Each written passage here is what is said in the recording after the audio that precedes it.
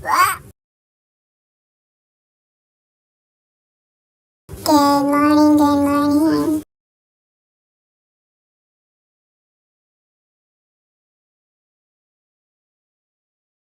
Here is our story today.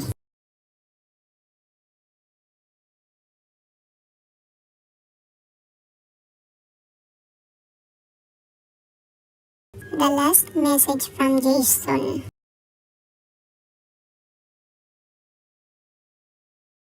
A missing person mystery with a shocking twist.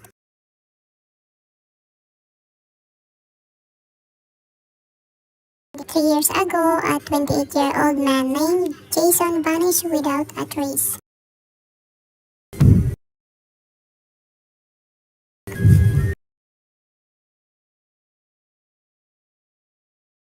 No signs of struggle, no ransom note, no abandoned car, nobody.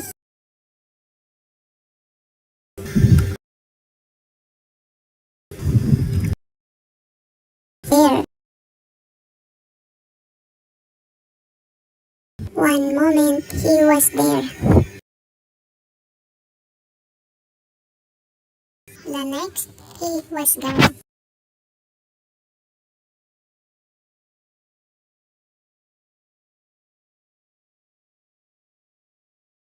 His disappearance became one of the biggest mysteries in the state.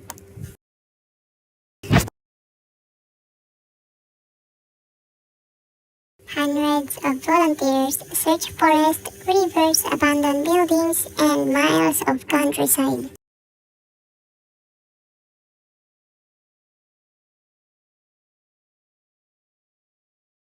They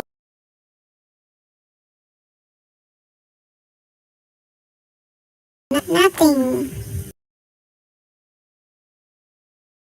not a single clue.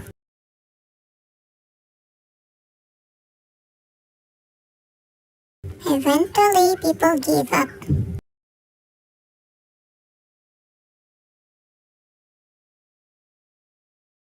But Jason's youngest sister, Emma, never stopped looking. Then one rainy night,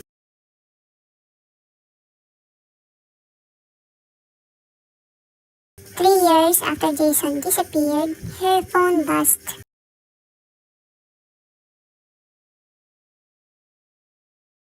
A text message from Jason.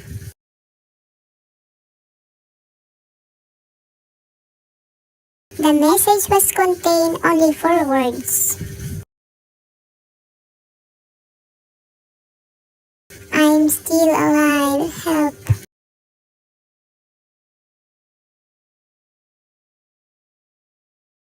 And then another message arrived.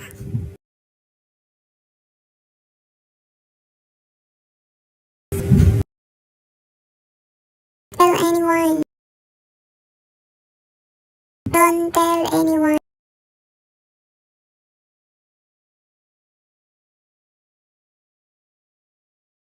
Emma's hands began to shake.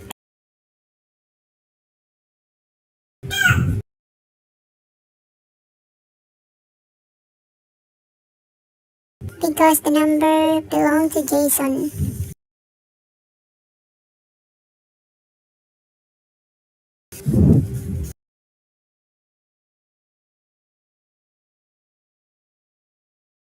The same number that had been inactive for 3 years.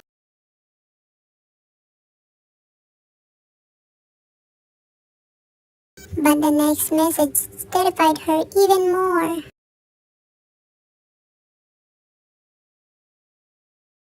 They're watching me.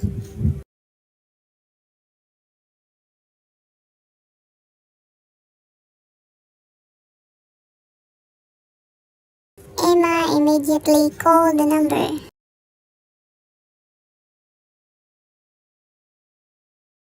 To her shock, someone answered.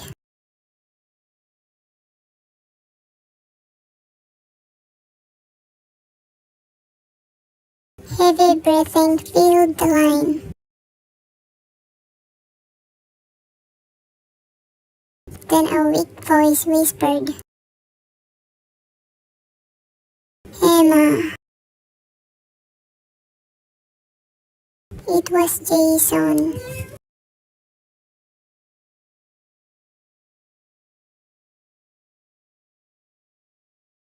Or at least it sounded exactly like him. "Jason, where are you?" Silence. Then Jason spoke again.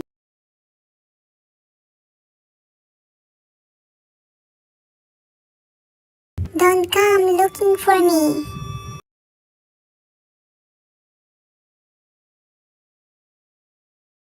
The call ended.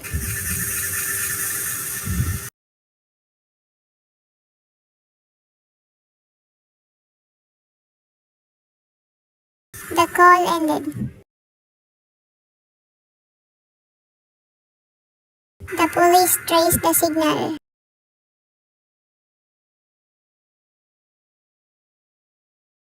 The location came from deep inside Blackwood Forest.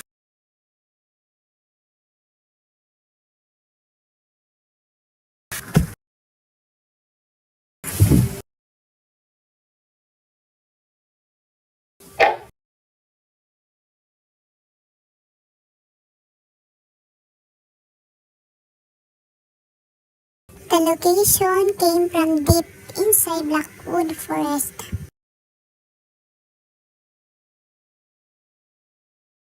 Same forest that had already been searched dozens of times during the original investigation.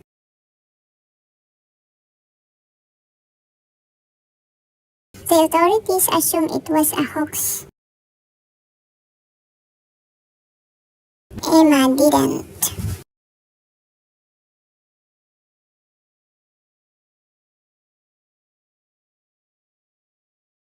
The next morning, she drove there alone.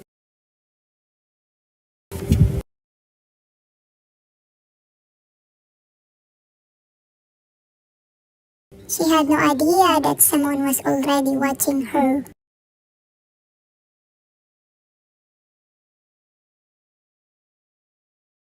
Following the signal,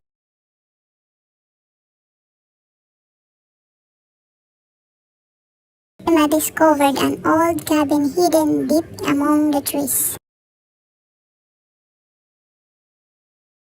The structure looked abandoned. Broken windows, rotting walls, no electricity, no signs of life.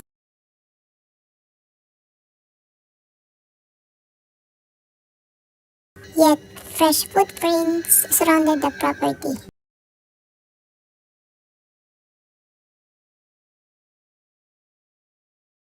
Emma's step inside the cabin was empty.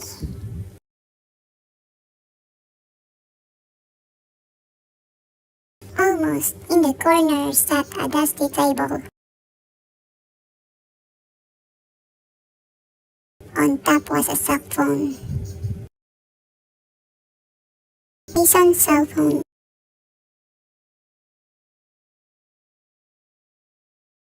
The same phone that had sent the messages.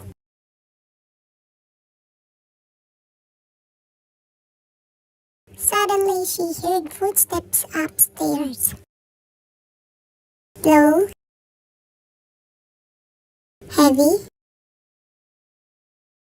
Someone was there.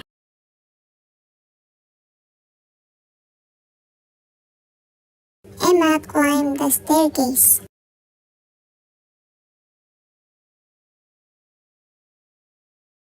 Each step creaked beneath her feet.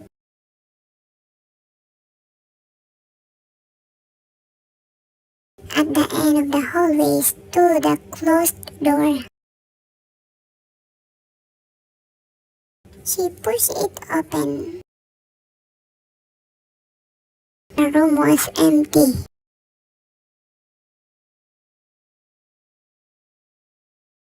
But written on the wall were hundreds of dates. Son of March. Of March. Thousands of March.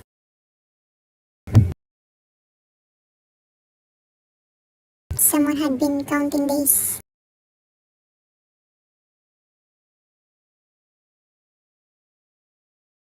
In the center of the room was a single sentence. And in black paint. Written in black paint.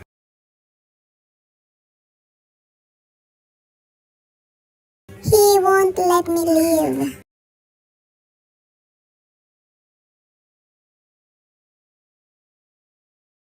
Then she heard breathing behind her.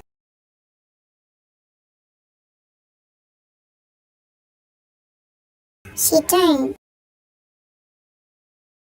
Nobody. The hallway was empty.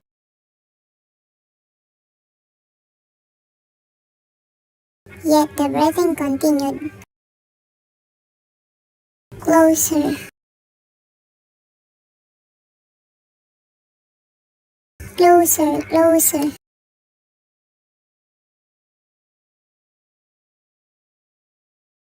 Inside the room, Emma discovered a hidden camera.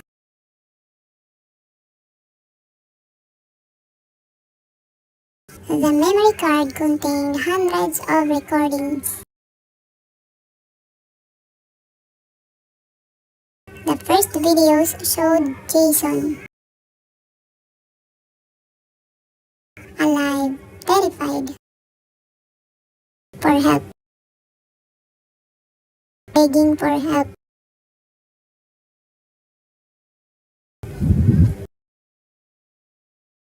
Recorded messages. Day after day, he recorded.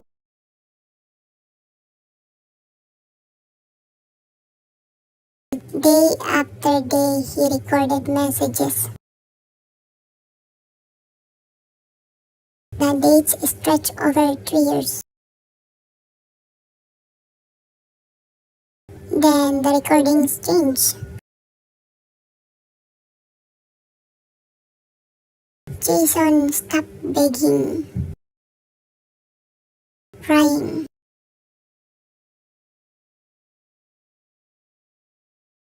He stopped trying to escape.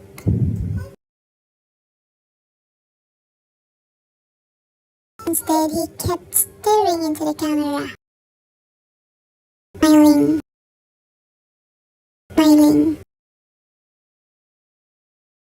smiling. A strange smile.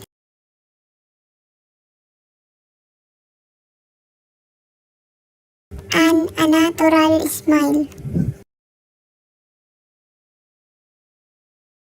Someone else were controlling him.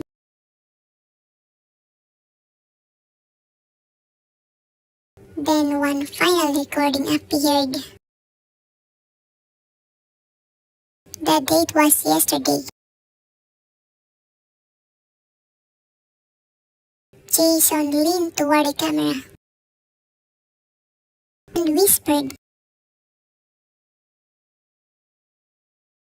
"Emma, if you're watching this." The screen suddenly glitched. Jason's face distorted. Then he said something that froze her blood. "Don't trust me."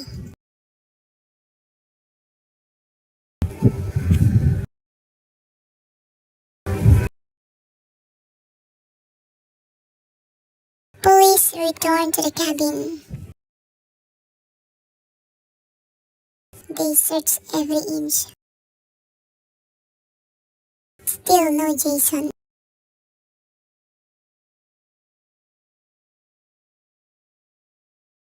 No fingerprints. DNA? Thing. Nothing.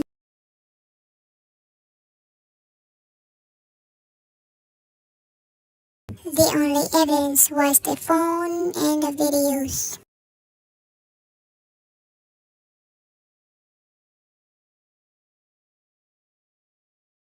Authorities suspected someone had staged everything.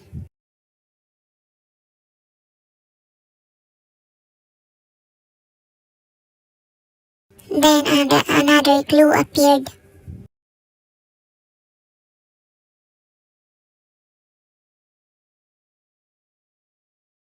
A hunter discovered an underground bunker hidden several miles away.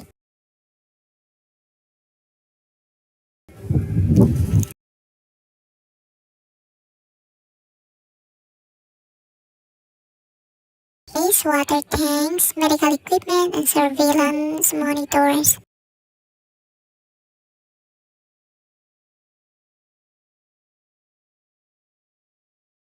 Whoever lived there had been watching the forest for years.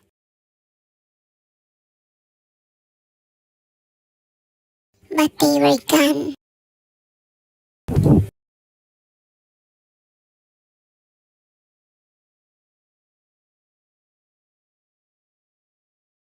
And on one monitor was a live camera feed.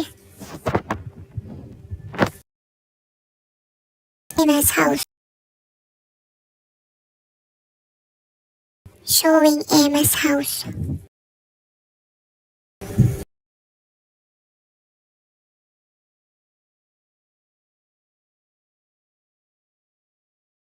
Three days later, Emma woke up to knocking. She opened the door. Jason stood outside. Alive, clean, dirty.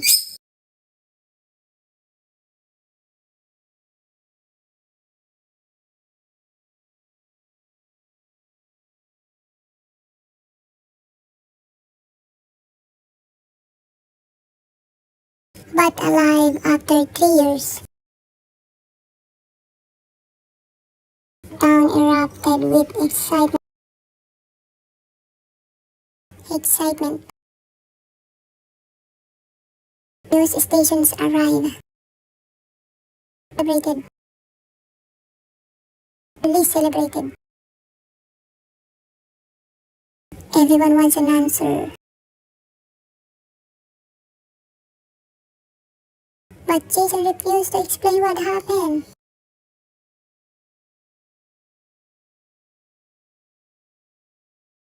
Whenever someone asked, he gave the same response. I don't remember.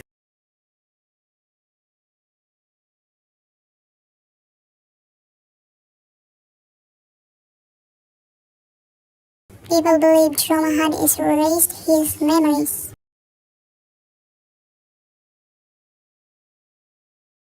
Emma wanted to believe it too.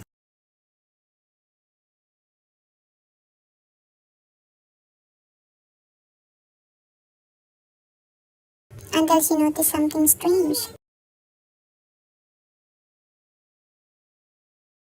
Jason never asked about their parents. Never asked about old friends.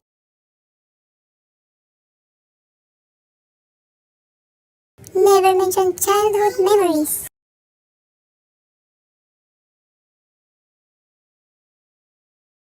It was as if he knew who everyone was, but didn't truly know them.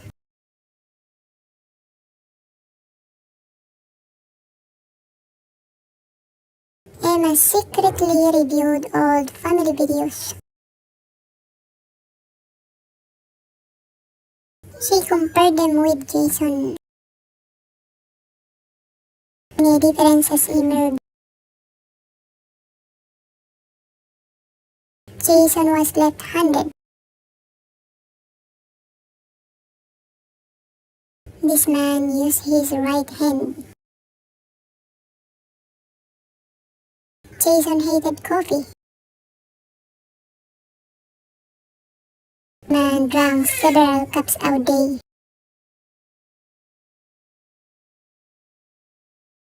Jason had a scar on his knee.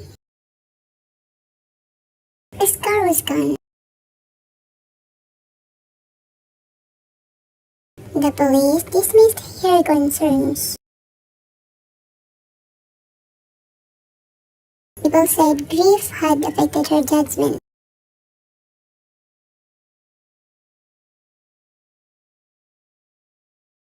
But Emma knew something was wrong. The man living in her house was not her brother.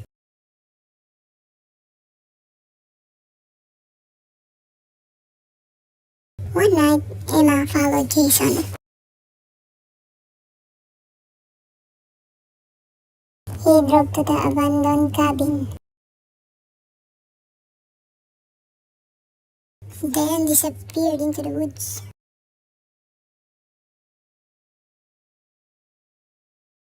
Emma followed from a distance.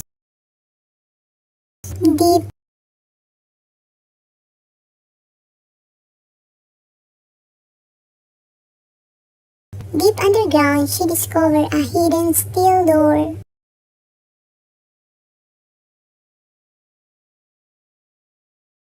Beyond it lay a room filled with photographs. Thousands of photographs.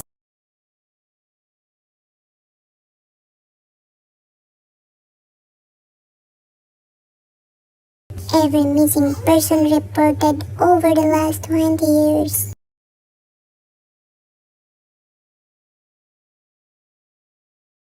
And in the center of the room stood Jason,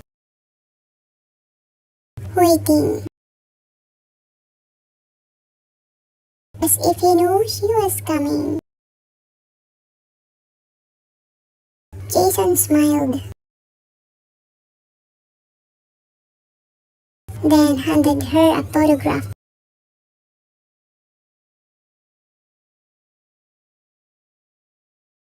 The picture showed a man tied to a chair. The date was yesterday. The man in the photo was the real Jason, still alive. He's still in prison. Emma looked up in the horror. Who are you?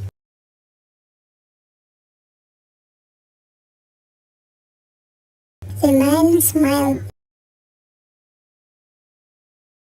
then answered, I've been many people. Toward the wall.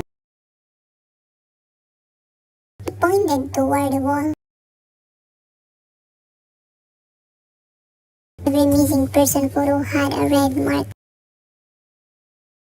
except one. Don's. The real Jason never skipped. Emma's knees nearly collapsed. Emma's knees nearly collapsed. Man continued. For 20 years I've been taking lives, but I don't kill them. I become them. The smiling man wasn't Jason. He wasn't anyone.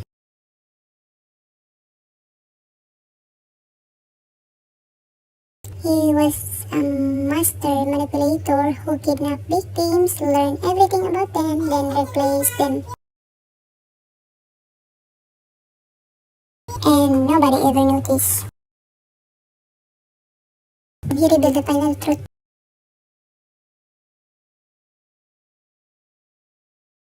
He had never received the messages from Jason. He had sent them himself.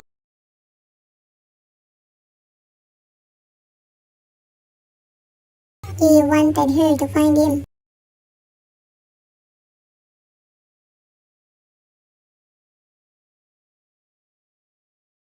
Because she was the only person who had begun asking the right questions.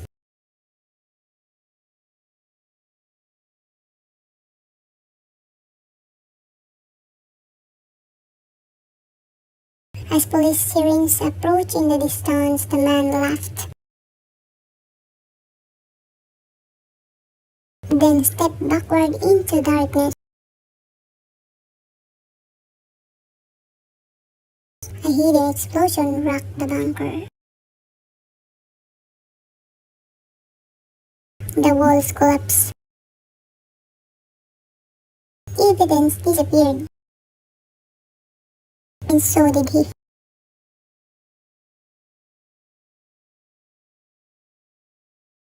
Months later, authorities found a real Jason alive.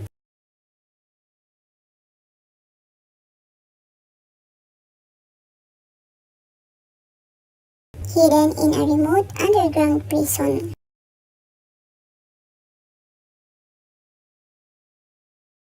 But the man who stole his identity was never found.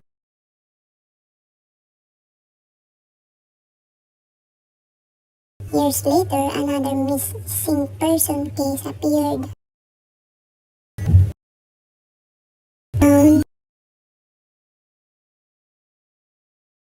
Another town, another victim. Another miraculous return.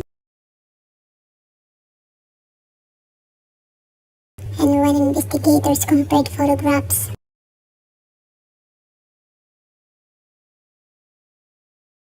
burned victim had the same exact smile.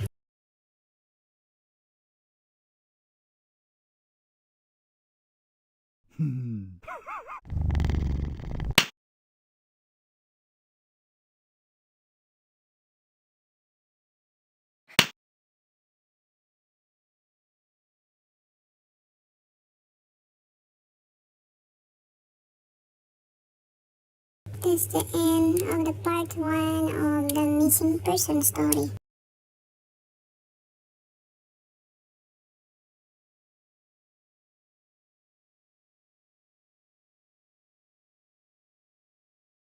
The next story was the boy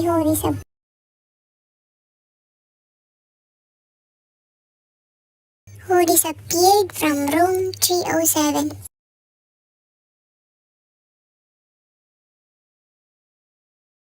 22-year-old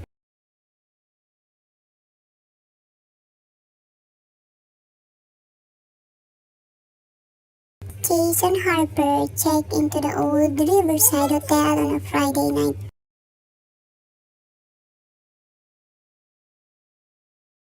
He was traveling alone for a job interview.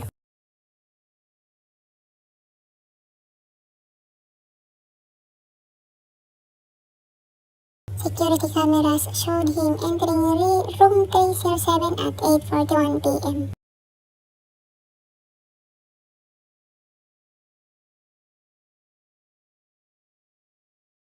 At 2 p.m. he ordered dinner. At 9:37 p.m. a hotel employee delivered the food.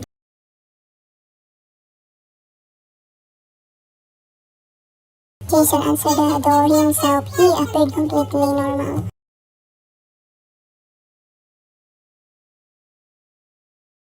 That was the last time everyone ever saw him.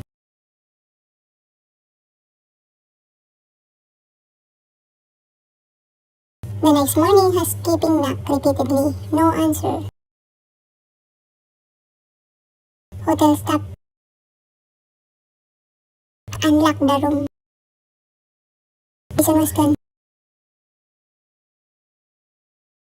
His wallet was still on the desk.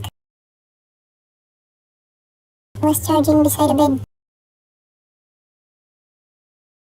His phone was charging beside the bed.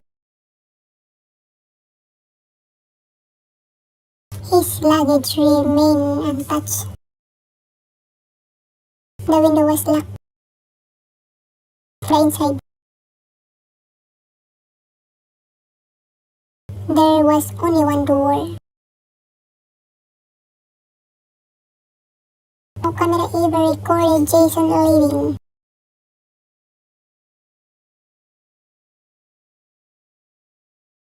It was as if he had vanished into thin air.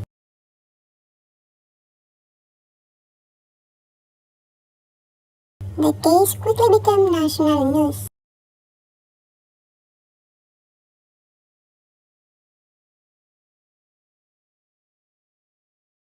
Detectives reviewed every second of security footage.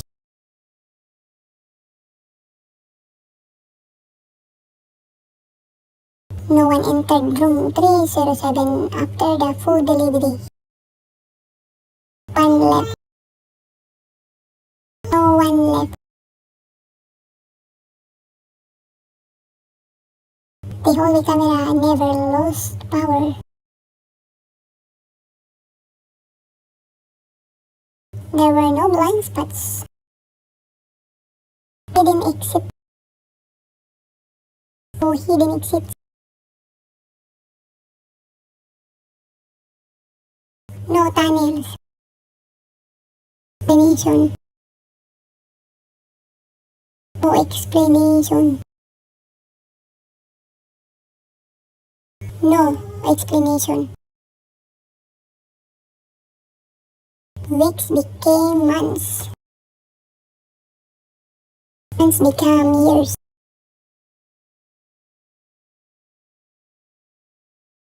Eventually the case grew cold. Room 307 became famous. Guests refused to stay there.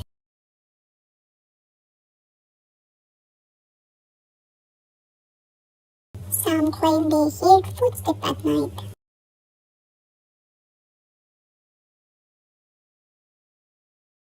Others reported hearing someone knocking from the inside the walls.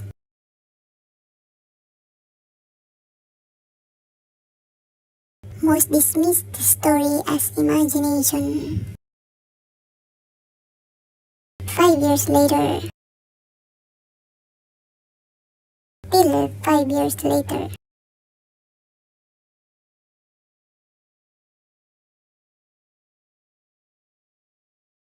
A retired detective named Michael received an envelope.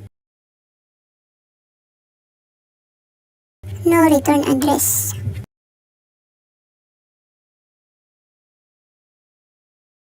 It was a photograph. It showed room 307.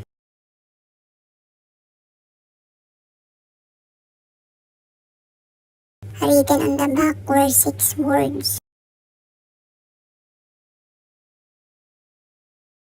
Jason never left the hotel.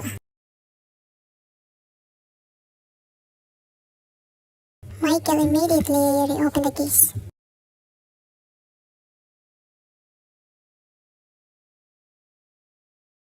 The handwriting didn't match anyone connected to the investigation. The photo appeared brand new.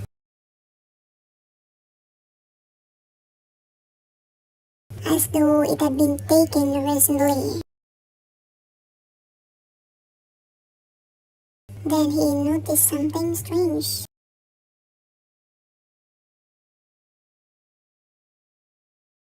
In the photograph's mirror reflection stood a man.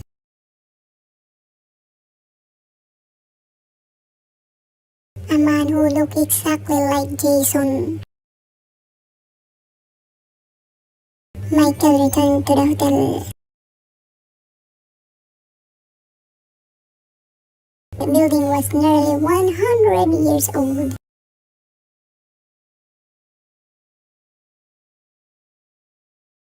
During renovations, workers discovered old footprints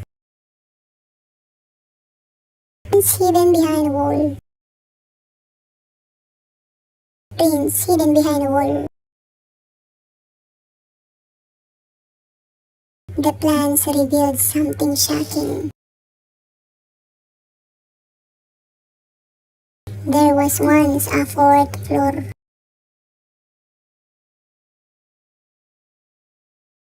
A floor that officially no longer existed.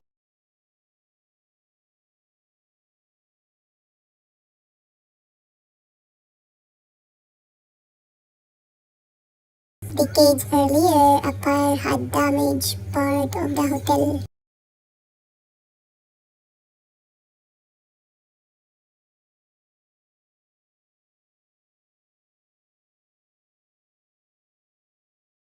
The floor had supposedly been sealed and forgotten.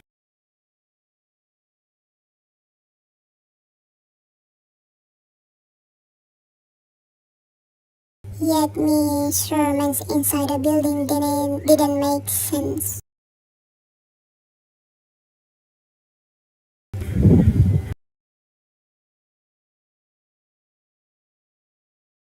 Larger on the inside than blueprints suggested.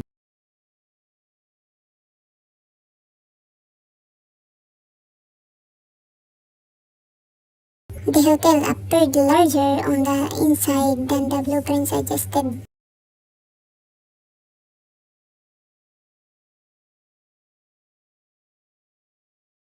There was empty space somewhere.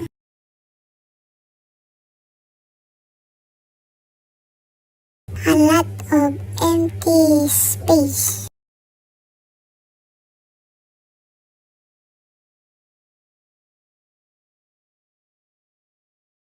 After days of searching, Michael found it.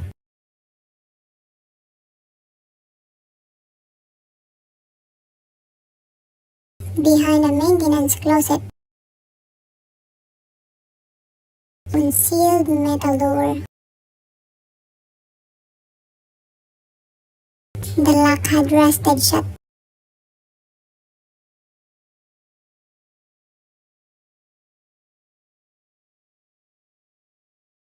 When then workers forced it open, a staircase appeared. Upward into darkness. Leading upward into darkness. Dust covered every step. Nobody had used it in years. At least that's what they thought. Halfway up, Michael found a fresh footprint.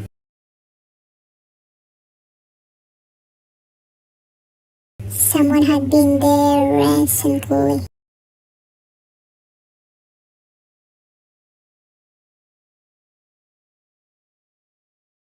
At the top of the stairs stretched an entire hidden floor.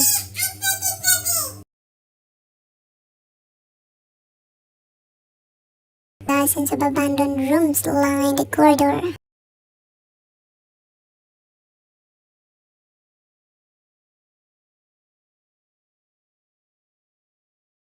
Furniture remained exactly where it had been left decades earlier.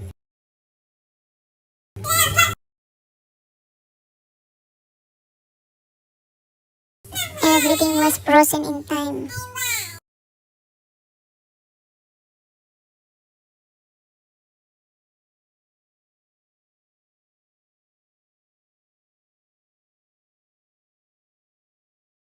Then Michael noticed room 307.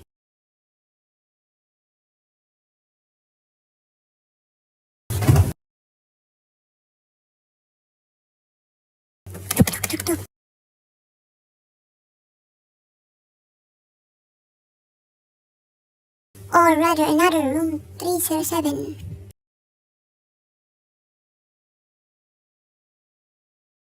directly above the modern one.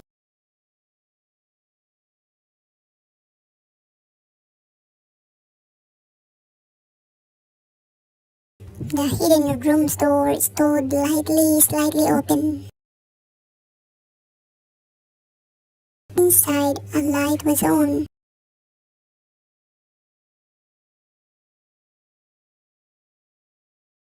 The room was empty.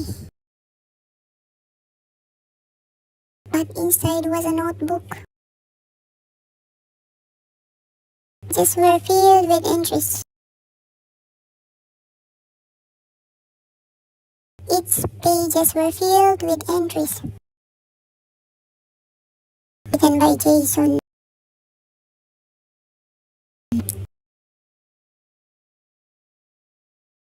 It was dated 5 years earlier.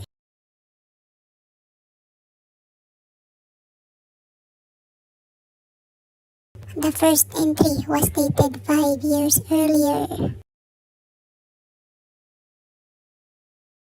The day he disappeared.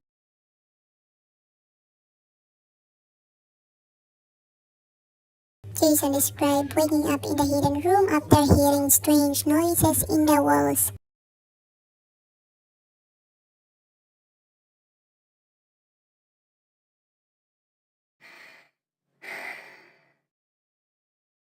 Him.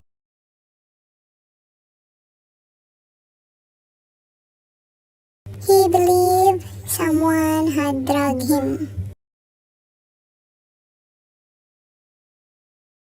First, he searched desperately for a way out. But every staircase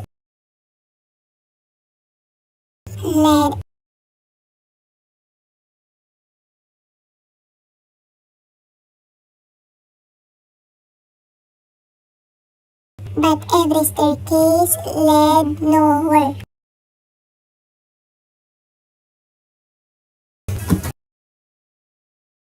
To the same every door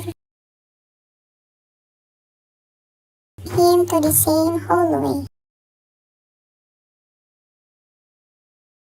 Returned him to the same hallway.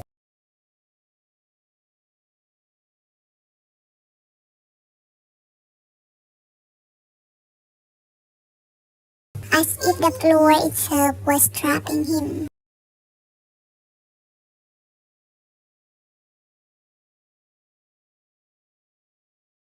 Then later, entries became increasingly disturbing.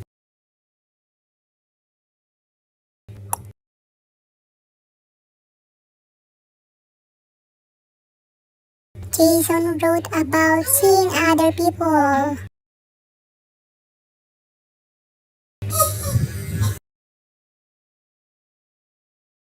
Missing people.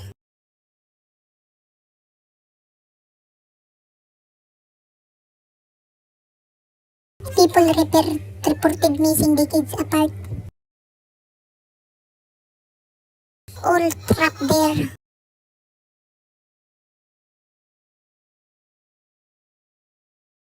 According to the journal, the hidden floor wasn't abandoned. It was occupied.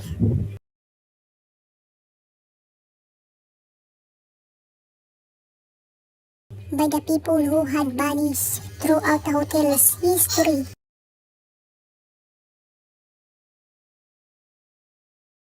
Some had been missing for 50 years.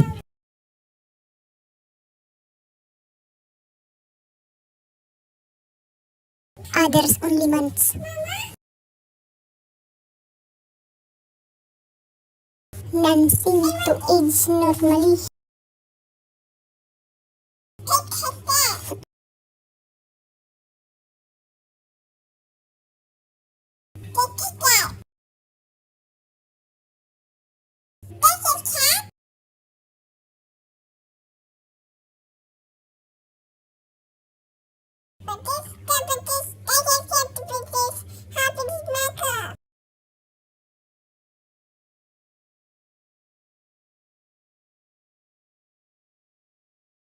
And And every night they heard footsteps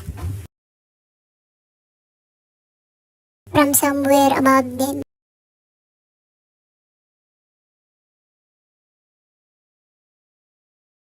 Even though there was no floor above, the final pages contain only one repeated sentence over and over.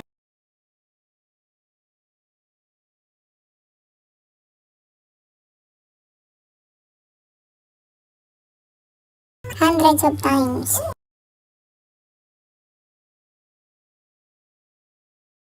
Don't answer the knocking.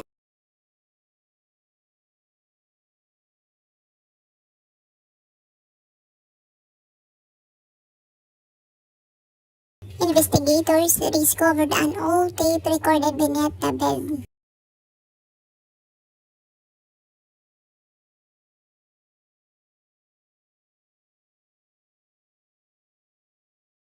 The final recording began with Jason speaking calmly, then came a loud knock. 3 slow knock. Jason whispered, "It's happening again." Another knock. 10. Closer this time.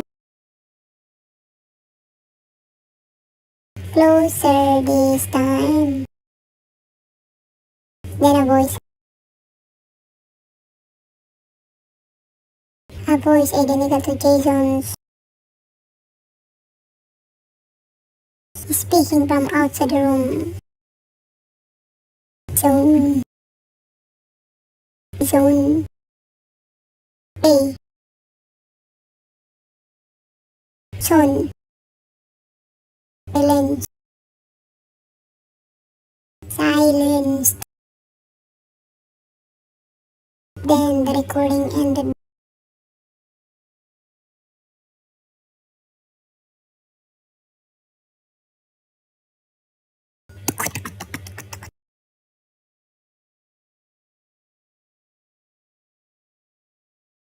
That night, Michael remained inside a hidden floor. He wanted answers. 2:07 a.m. he heard it 3 knock.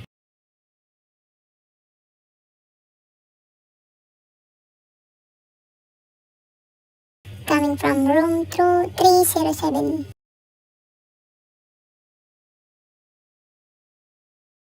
Michael entered.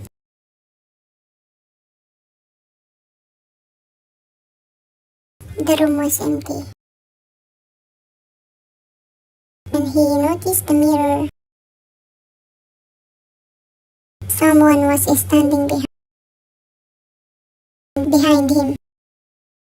Jason. Jason. Older. Older. 5. 3-5. Verified. But only in the reflection.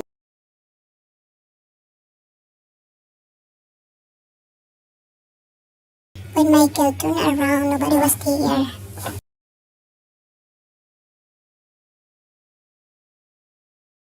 Jason pointed desperately toward the mirror. Michael understand. And Michael understand.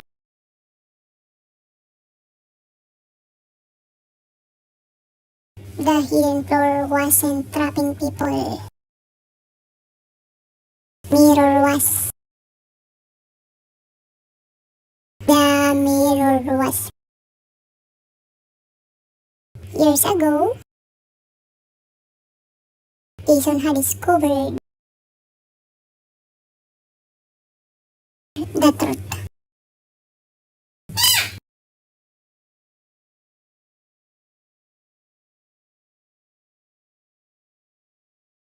A strange anomaly existed within room 307. Anyone who answered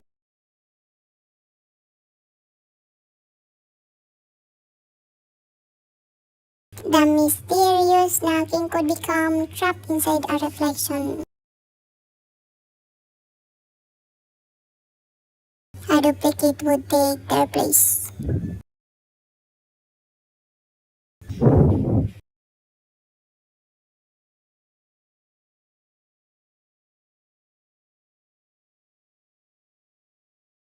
The person seen leaving the hotel all those years ago wasn't Jason. It was the thing that replaced him.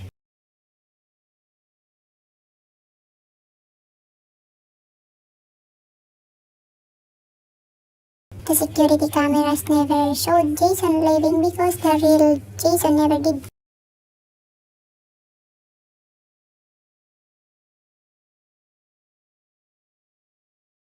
He remained imprisoned behind glass for 5 years.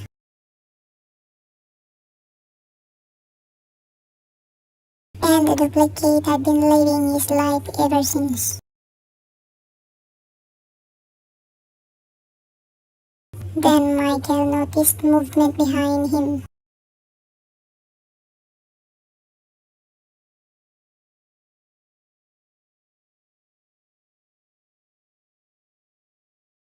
In every mirror of the room stood dozens of faces.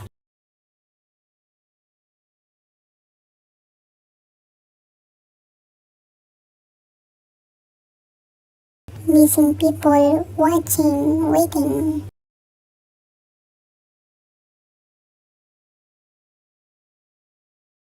And among them stood a version of Michael, a smiling version of Michael. Version that wasn't smiling in real life. The lights suddenly went up.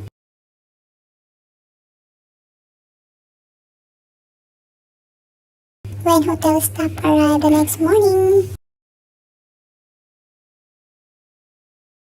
Jason was gone.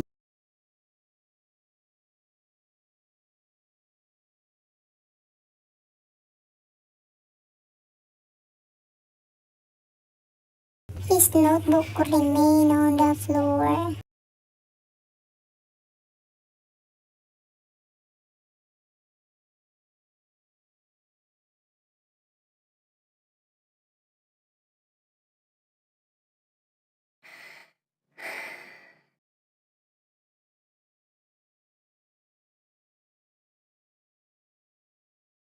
Open to a final sentence written in panic.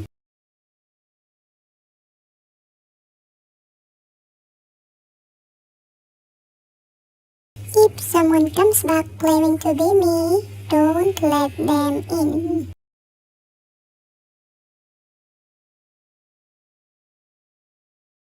Hmm.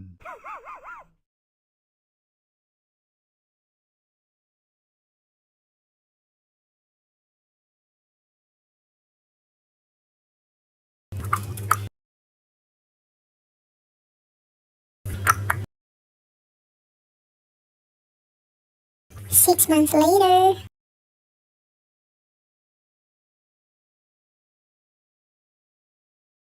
claiming to be Detective Michael appeared at a police station.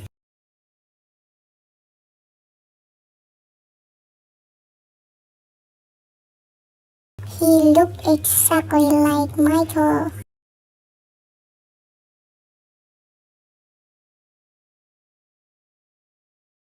He sounded exactly like Michael.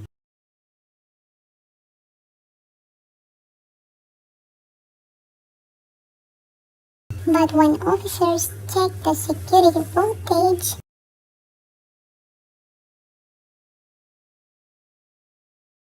they noticed something horrifying. Every mirror he passed showed a different face.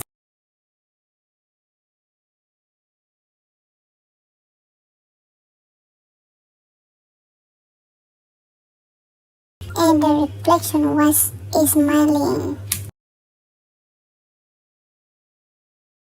Even he wasn't.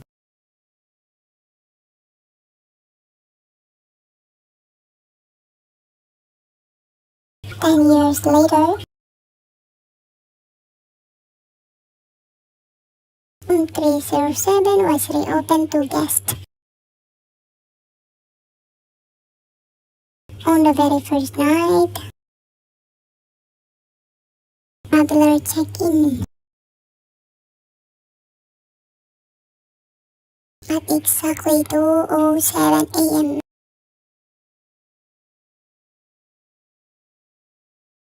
he heard 3 slow knocks on the door.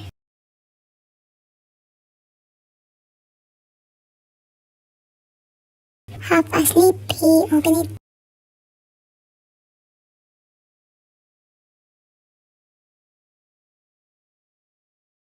The hallway was empty.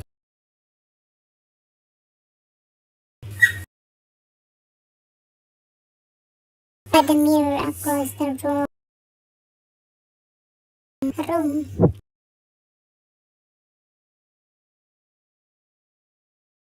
reflected someone else standing behind him. A terrified man named Jason is still trying to escape.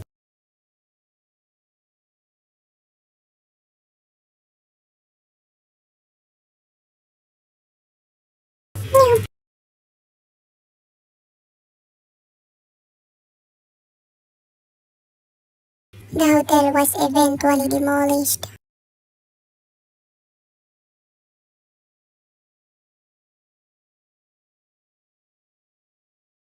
Workers found hundreds of old mirrors buried beneath the foundation.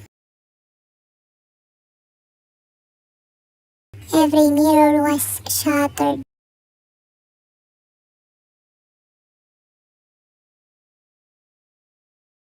Except one. Inside it, Jason stood, still knocking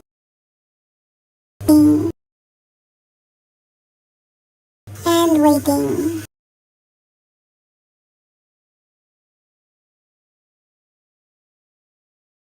As the police closed the case forever,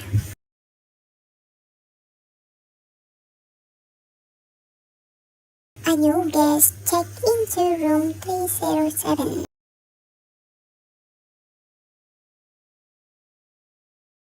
That night, 3 knocks echoed from the door. Guest open it. Guest open it. The guest opened it. The room was empty.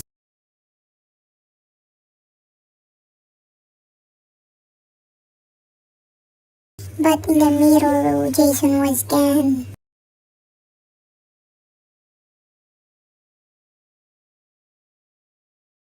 And someone new was trapped inside.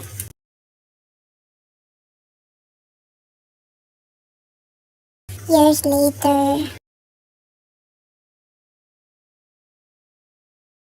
the city of room 307 was forgotten.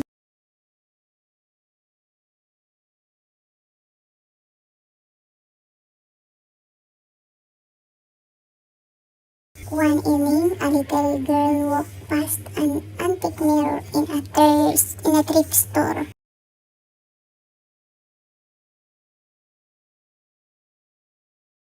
She stopped and stared.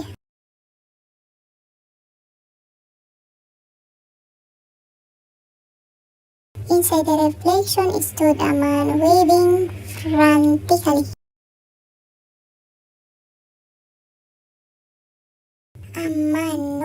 eyes could see.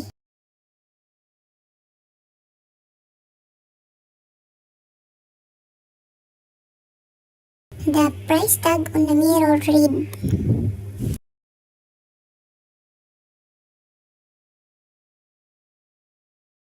from Riverside Hotel, room 307.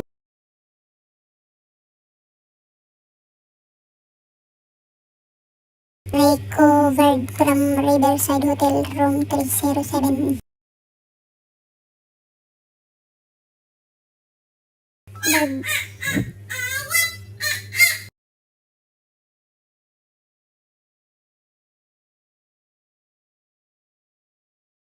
The girl's smile slowly faded. Cause the man mirror wasn't waiting for help.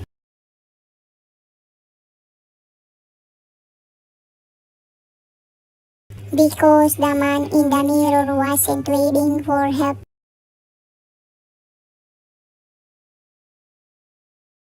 He was pointing behind her. Hmm.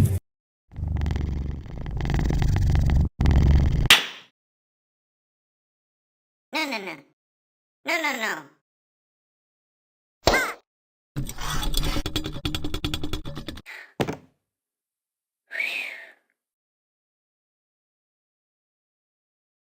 Ah.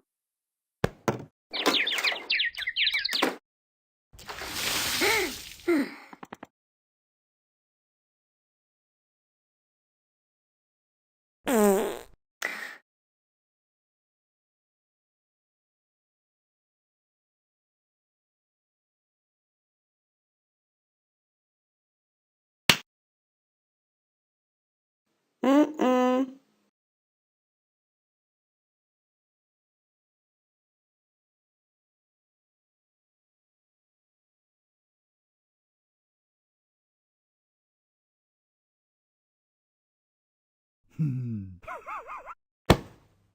Hey.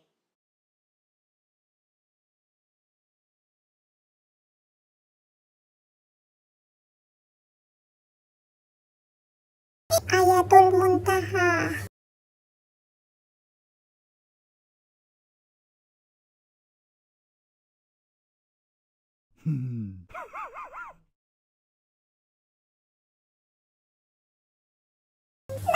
Karpisa survival.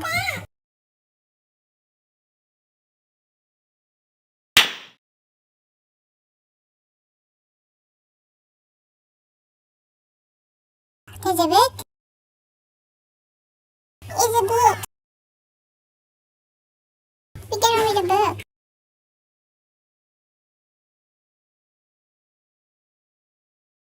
There was in a ship on a jungle sea and around the sea.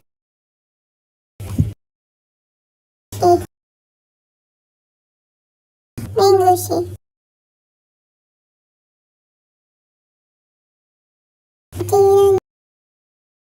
Ah.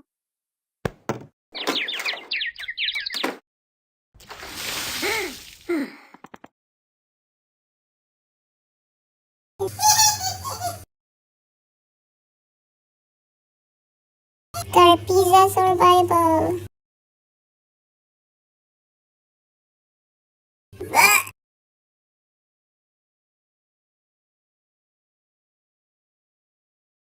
Sorry, I burped.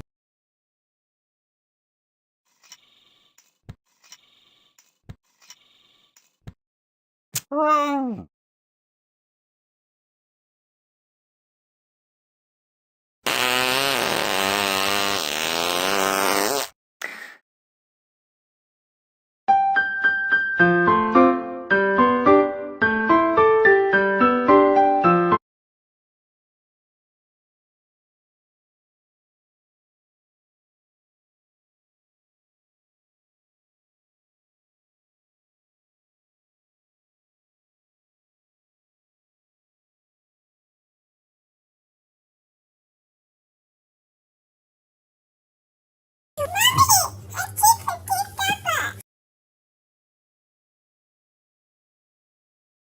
Happen, baby, happen. Go there.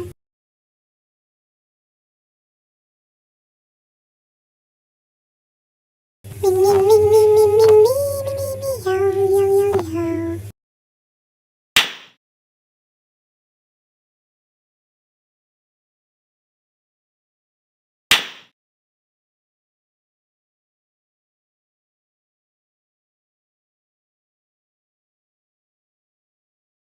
Oh.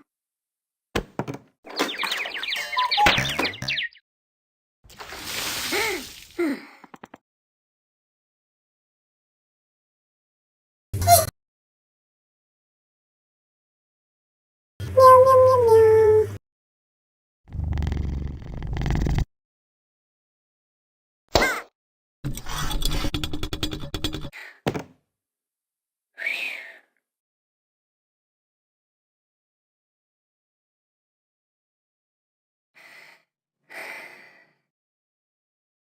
Hmm.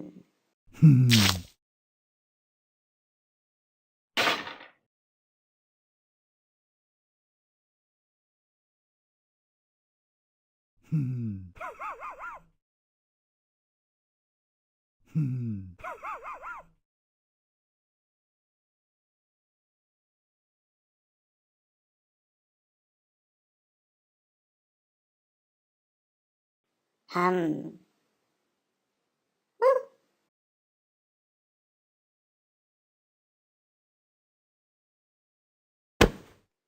Hey.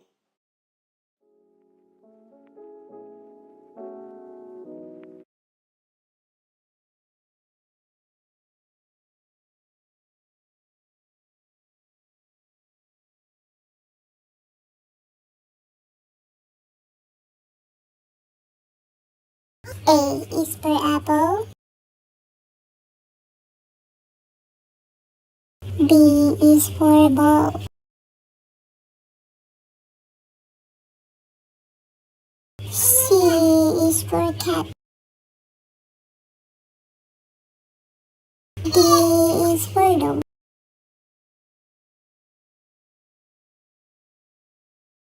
E is for elephant. F is for frog. G is for goat. H is for ham. I is for igloo. J is for jam.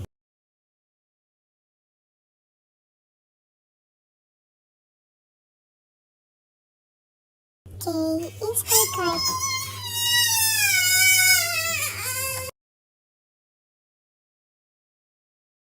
K is for kite.